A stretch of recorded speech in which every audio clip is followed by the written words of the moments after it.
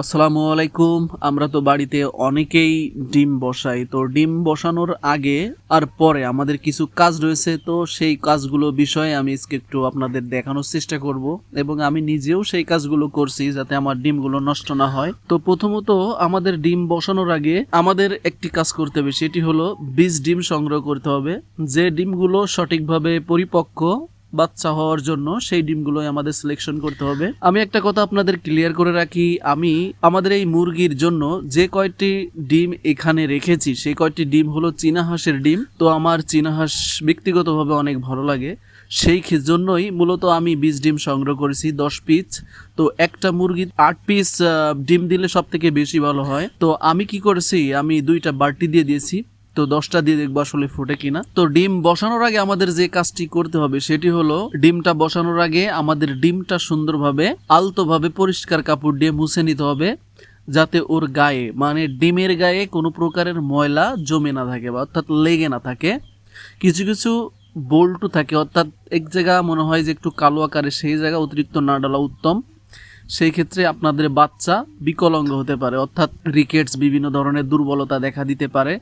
এই দিকে একটু খেয়াল রাখবেন।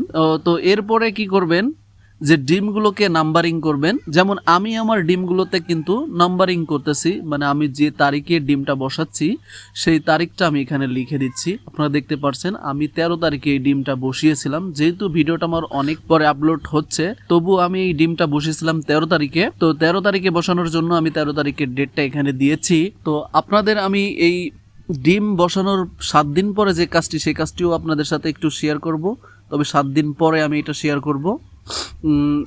তো ডিমগুলো আপনারা কি করবেন, তারিখটা সুন্দরভাবে দিয়ে দেবেন। যে তারিখে যে ডিমগুলো বসাবেন সেই তারিখে সেই ডিমগুলো নাম্বারিং করে রাখবেন। আমি আমার ডিমগুলো একই দিনই বসানোর কারণে আমি সবগুলো 13 লিখে দিয়েছি, যাতে 13 তারিখে আমার ডিমটা বসানো, এই জন্য আমি 13 লিখে দিয়েছি। তো আপনারা ঠিক এইভাবে সুন্দরভাবে তারিখটা দিয়ে দিবেন।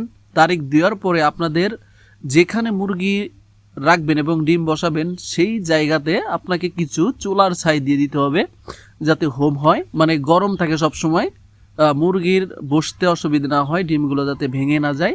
সেই ক্ষেত্রে একটু খেয়াল রাখার জন্যই মূলত আপনাকে একটু ছাই দিয়ে দিতে হবে। তো পর্যাপ্ত পরিমাণে ছাই দিয়ে তার উপরে সুন্দরভাবে আলতোভাবে করে আপনারা পর্যায়ক্রমে ডিমগুলো সাজিয়ে দিবেন সুন্দরভাবে। মুরগির এরিয়াতে যাতে সুন্দরভাবে থাকে সেই দিকে একটু খেয়াল রাখতে হবে আমাদের। তো আমি রেখেছি বিষয়টা মাথায়। এরপর আমরা যেখানে বসাবো আমাদের এই ডিমের মাদাটা, অর্থাৎ যে পাত্রে আমরা ডিম বসাবো আর কি মুরগি দিয়ে, সেই পাত্রটা সুন্দরভাবে চারিপাশে আমরা 3টা ইট দিয়ে দিব, যাতে গোড়াগড়ি না করে আঁকাবাঁকা না হয়ে যায়। অনেক সময় দেখা যায় মুরগি উঠার সময় এক পাশ কাত অন্য পাশে উঁচা হয়ে যেতে পারে।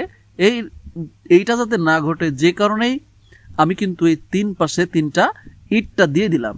এইভাবে আপনারা যদি সুন্দরভাবে পরিপক্ক ডিম বসাতে পারেন তাহলে আপনাদের ডিম মিস যাবে না। তো ভিডিওটা যদি ভালো লাগে অবশ্যই লাইক, কমেন্ট, শেয়ার করবেন। সবাই ভালো থাকবেন।